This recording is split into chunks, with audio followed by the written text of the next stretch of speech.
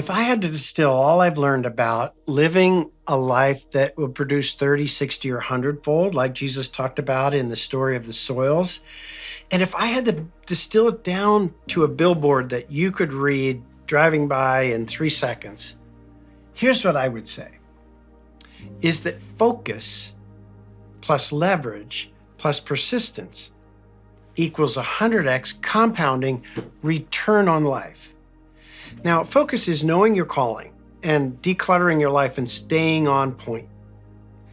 And leverage is knowing how to use your platform, the processes, the people, the power of the Spirit of God to get a multiplier on your time. So you don't have to run faster.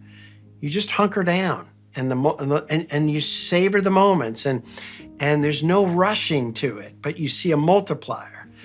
But the real kicker is persistence. How could you stick with it? Because it's compounding return on life.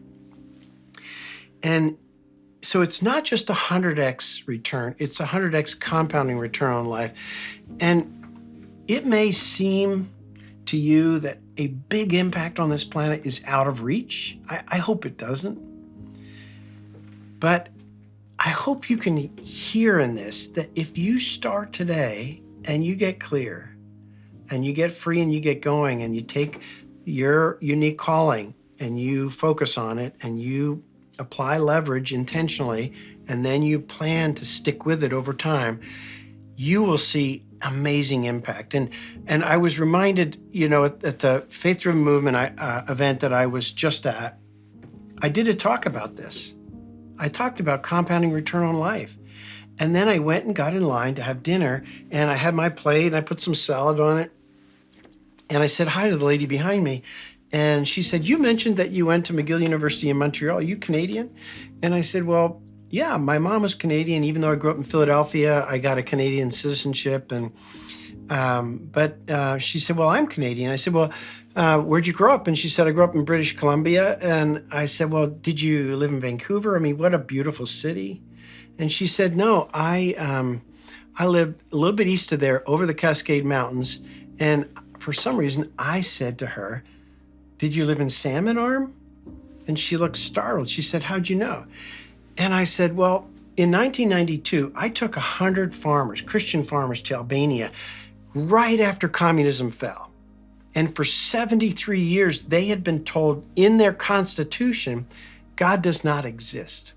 This was one of the most atheist countries in the world.